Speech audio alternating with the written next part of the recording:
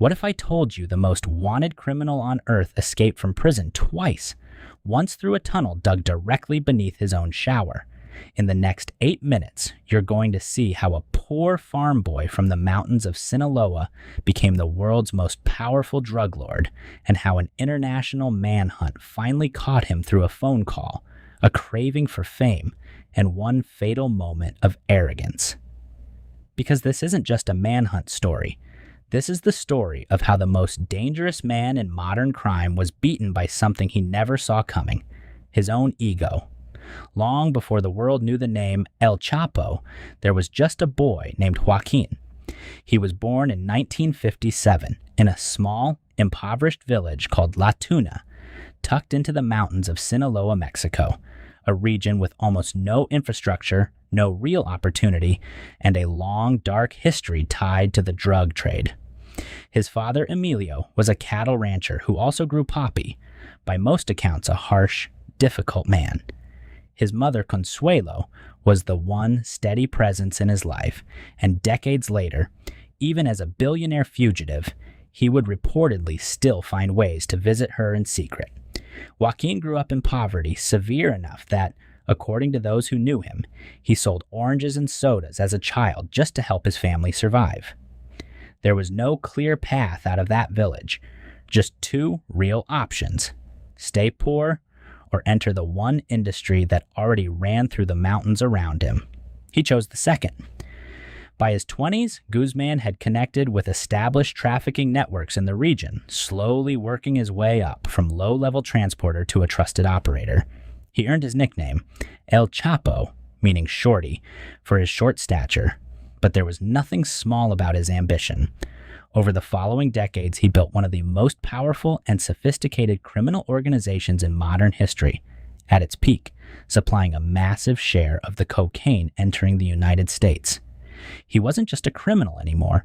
He was a billionaire, ranked by Forbes alongside legitimate business tycoons, commanding a cartel with submarines, private planes, and entire underground tunnel networks built to move product across borders, undetected.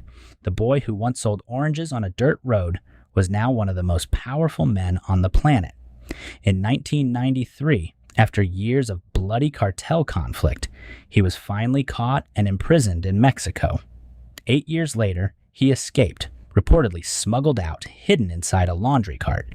For over a decade after that, he ran his empire as a fugitive, protected by bribed officials, loyal cartel soldiers, and a network of underground escape tunnels built beneath his own properties. In 2014, after years of mounting pressure, Mexican Marines finally cornered him in the coastal city of Mazatlán. He didn't have time to reach his usual escape tunnel. Officers stormed his hideout while he was reportedly still in bed, unarmed, caught completely off guard for the first time in over a decade. The world's most powerful drug lord was back behind bars. But here's the part almost nobody saw coming. In 2015, in one of the most audacious prison escapes in modern history, Guzmán slipped down through a hole hidden beneath his shower stall into a mile-long tunnel, fully ventilated, lit, and equipped with a motorcycle on rails to help him travel faster underground. The tunnel had been under construction for over a year, built directly beneath a maximum security federal prison, without guards ever noticing. He vanished completely. Mexico's most secure prison had just been outsmarted by a hole in the floor. This is where the manhunt became something almost cinematic.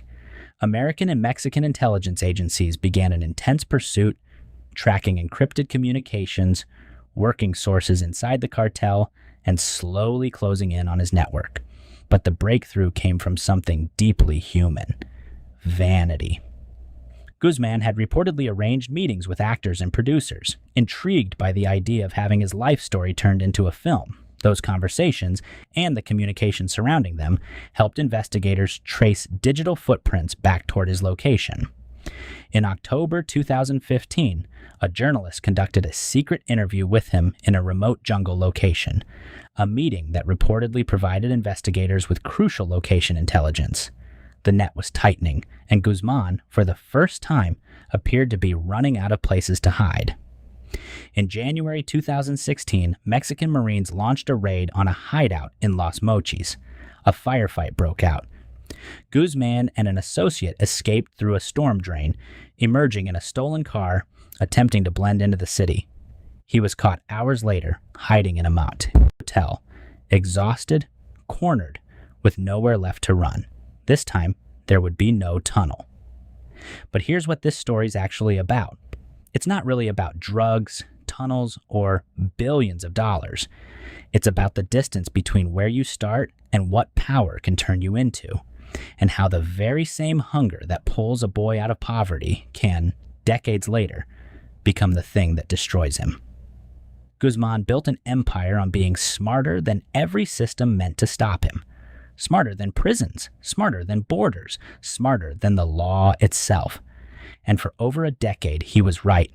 But the same desire that once drove a poor boy to climb out of nothing, the desire to be someone, to be remembered, to matter, eventually curdled into vanity.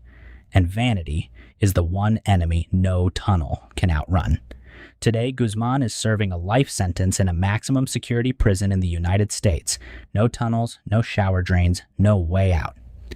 The empire he built still echoes through the drug trade today, reshaped but never fully erased. And maybe that's the real lesson buried in this story. The most secure prisons in the world couldn't hold him. In the end, all it took was a man who couldn't resist becoming his own legend.